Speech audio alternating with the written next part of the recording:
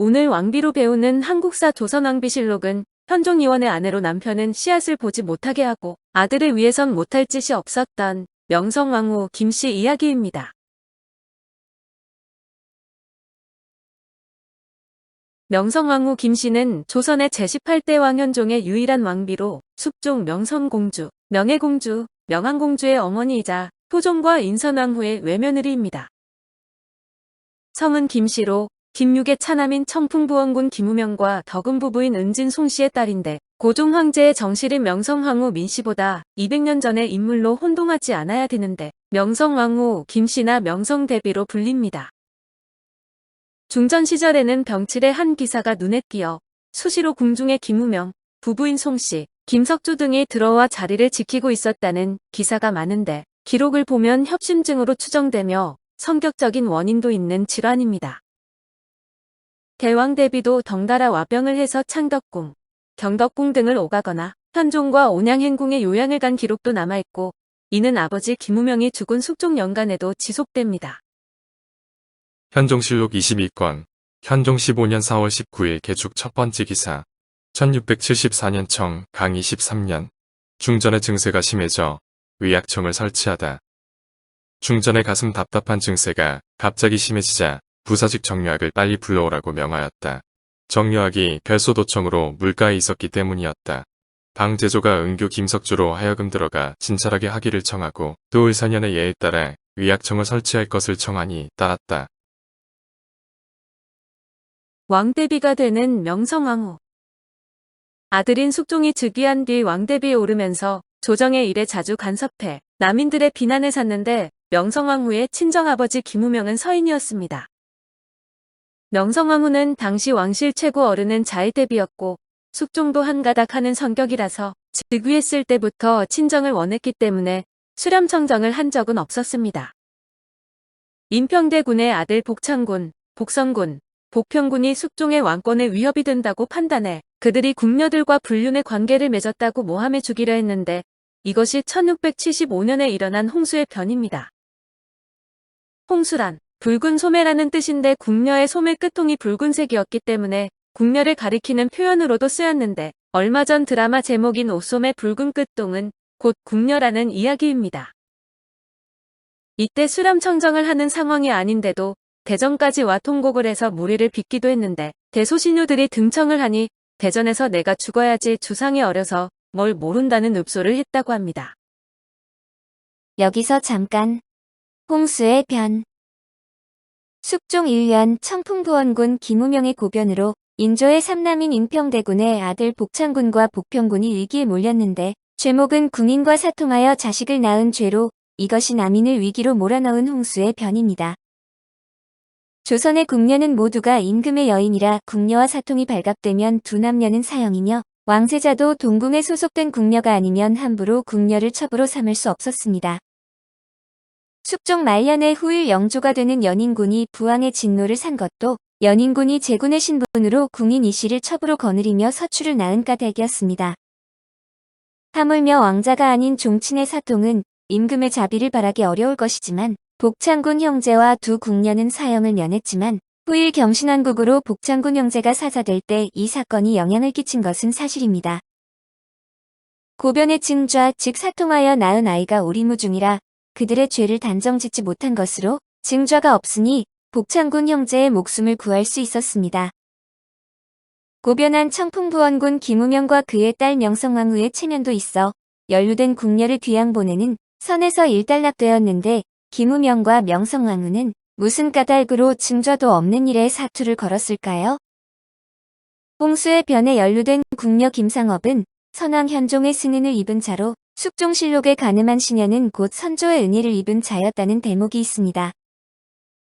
현종은 성격이 과격한 부인 명성황후 김씨 때문에 후궁을 하나도 두지 못한 임금으로 유명한데 어찌 부인의 눈을 피해 궁녀 김상업을 후궁의 반열로 둔 모양입니다. 김우명의 고변은 남인과 돈독한 복창군 형제와 명성왕후의 눈의 가시였던 김상업을 처치할 기회가 되었는데 명성왕후는 아버지의 고변에 힘을 싣기 위해 밤에 대청까지 침범하여 눈물로 호소했습니다. 그러나 명성왕후는 아무 권한 없이 조정을 침범해 문정왕후의 환생이라며 조롱을 받았고 조정에서는 어머니 단속을 잘하라는 상소를 했는데 김우명은 이런 상황을 보며 수치심을 떨치지 못했습니다. 사건을 조사할수록 복창군 형제는 무혐의에 가까워졌고 김우명은 자작 고변을 의심받아 결국 김우명이 화병을 얻어 사망하자 명성왕후 김씨는 다시 한번 남인에게 칼날을 품게 되었습니다. 만약 김상업이 사통하여 낳았다는 아이가 실존했더라도 그 아이의 아버지가 복창군이라고 단정 지을 수 없는데 고작 5개월의 시간차라면 현종의 자식일 가능성이 높았습니다. 김상업에게 임신의 조짐이 있다면 명성왕후로서는 연적을 제거함과 동시에 장차 숙종의 계보를 대신하게 될지도 모르는 태아를 제거해야 했습니다. 명성왕후가 복창군 형제를 죽이려 한 까닭도 단순히 그들이 남인이라서가 아니라 숙종의 유고 시에 숙종을 대신할 수 있는 가까운 종친인 탓이었습니다. 명성왕후는 자신의 가문이 속한 서인당의 집권보다도 금쪽같이 귀한 아들 숙종의 무탈한 치세를 바란 어머니였고 서인 명문의 딸로 아들의 입지를 위해서 남인과 뜻을 함께하기도 했습니다. 명성왕후는 대동법으로 유명한 김육의 손녀였는데 송시열, 민유중 등이 호화스러운 김육의 무덤을 지적하며 김씨 일가를 공격한 것이 빌미가 되어 송시열과 김씨 가문이 반목하게 되었습니다. 한편 명성왕후는 효종의 국상 중에 숙종을 잉태했는데 당시의 분위기상 환영받지 못할 임신으로 부모의 상중에 임신하면 자살까지 했을 만큼 상중의 임신을 저급하고 수치스러운 일로 여겼습니다. 송시열은 당연히 명성왕후의 임신에 쓴 소리를 던졌고 젊은 나이에 치욕스러운 언사를 들은 명성왕후는 송시열을 원수처럼 여겼고 송시열은 현종에게 부담이고 숙종의 조정에도 반갑지 않은 존재였습니다. 송시열을 꺼리던 명성왕후와 김우명은 2차 예속 논쟁에서 남인을 지지했으며 현종 말부터 집권한 남인이 세를 불렸고 주변에는 복성군 형제와 거부장현, 장년왕후 조씨가 있었습니다. 복성군 형제를 죽이고자 일을 한 것도 시조모가 되는 장렬왕후와 척을 진 것도 죽은 남편의 첩을 처단하려 머리를 쓴 것도 남인의 자금줄 장씨 집안을 박살낸 것도 모두 숙종의 장래를 위한 선택이었습니다.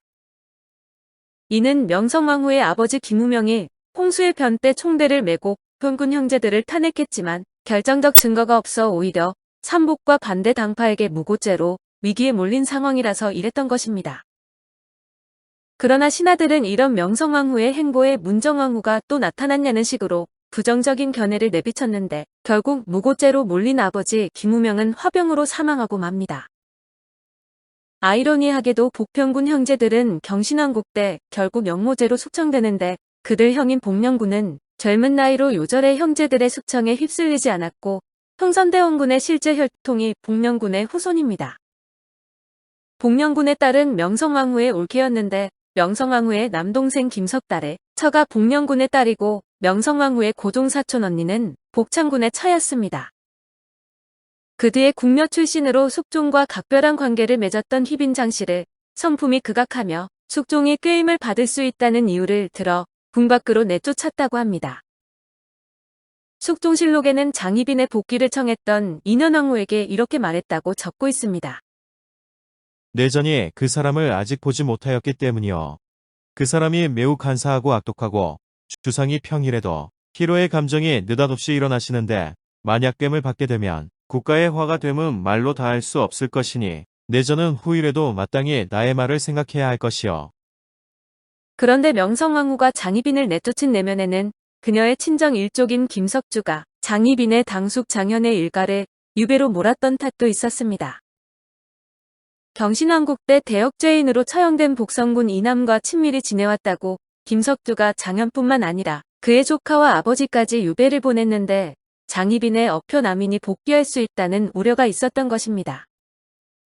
실제로 장희빈은 이후 명성왕후의 당파인 서인과 대립하는 남인과 손을 잡았고 시조모인 자해대비는 장희빈의 편을 들었는데 실권에서 자해대비가 명성왕후에게 한참 밀린다는 걸 나타내줍니다. 아무리 마음에 들지 않다고 해도 명색이 시조모가 아끼는 아랫사람을 손주며느리가 마음대로 내쫓는다는 건 현대에도 상당히 예의에 어긋나는 행위로 예법이 엄격한 당대 왕실에선 말할 것도 없습니다. 그럼에도 불구하고 명성황후가 이렇게 당당하게 나섰다는 건 그만큼 자에 대비해 실권이 약했다는 것으로 추측하기도 합니다. 이런 명성황후의 최후는 현대 시점에서 봐도 어찌 보면 애틋하고 매우 황당한데 숙종이 두창과 천연두에 걸려 사경을 헤매자 무속신앙을 신봉했던 명성대비는 무사쾌유를 기원하는 굿을 하게 됩니다. 문제는 무당이왕의 쾌유를 위해서 왕의 어머니가 삿갓을 쓰고 호치마만 입은 채 물벌을 서야 한다고 계시를 내린 것입니다. 이에 명성황후는 무당의 터무니없는 주장을 받아들여 혹독한 겨울 날씨에 삿갓을 쓰고 호치마만 입은 채 물벼락을 맞았고 그 후유증으로 지독한 독감을 얻어 1683년 음력 12월에 사망합니다. 조정에서도 이 어처구니 없는 사태의 신하들이 숙종에게 문제의 무당을 처형해야 한다고 했지만 숙종은 귀양을 보내는 선에서 사건을 마무리했습니다. 참고로 숙종은 다행히 무사히 살았고 1720년에 제위 46년 58세의 나이로 사망해 부모보다도 장수한 데다 조선 왕조에서도 손꼽히게 장수하고 오래 재위를 했습니다. 사족으로 명성대비가 이렇게 어이없게 죽는 바람에 장희빈은 명성황후의 3년상이 끝난 1686년에 자의대비와 숙종에 의해 재입궁할 수 있었으며 곧 수건으로 책봉되었습니다. 무덤은 경기도 구리시 동구릉 내에 현종과 합장되어 있는 숭릉입니다. 명성황후 때문에 현종은 조선 왕조에서 사실상 유일하게 후궁을 두지 못한 왕이 되었는데 경종이나 순종도 후궁이 없지만 경종은 재위 기간이 워낙 짧았습니다. 또한 순종은 정상적인 치세를 하지 못했다는 것을 생각하면 실질적으로 후궁이 없는 왕은 현종이 유일한데 경종과 순종은 성불구 의혹도 있다는 공통점도 있습니다. 참고로 도중 폐위된 연산군이나 광해군은 물론 재위기간이 8개월에 불과한 인종이나 추존왕인 의경세자, 정원군, 사도세자, 어린 나이에 폐위된 단종조차도 후궁이 있었습니다. 물론 현대 기준에서 보자면 일부 일처제로 끝난 현종을 재평가받게 만드는 긍정적인 면모도 있지만 당시 기준으로 보면 명성황후의 행동은 왕실을 생각하지 않은 이기적인 행동으로 치부될 수 있었습니다.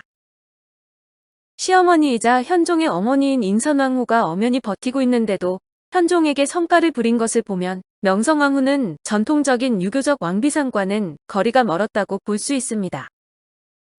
현종은 후궁을 두고 싶어 했고 후궁 간택 직전까지 간 적도 있었으나 명성황후의 지시를 받은 한 신하의 반대로 실패했고 현종이 그 신하를 한참 동안 찌려봤다는 기록이 남아있습니다. 현종 이후 간택 후궁이 급격하게 줄어들었는데 그 이유가 양반 가문에서 딸을 간택 후궁으로 보내는 걸 꺼렸기 때문이라는 이야기도 있습니다. 현종과 인선왕후가 이런 명성황후의 성격도 받아들일 정도로 나름 개방적이고 온화한 대인이라서 망정이었지 성종 때 같았으면 태비 율시꼴이 났을 가능성도 매우 높습니다. 명성황후는 조선에서 왕세자빈으로 가래를 치르고 남편인 왕세자가 왕위를 계승하여 왕비가 되고 왕이 죽은 뒤 자신의 친아들이 즉위하여 대비가 된 전형적인 왕후의 삶을 산 유일한 여인이기도 합니다.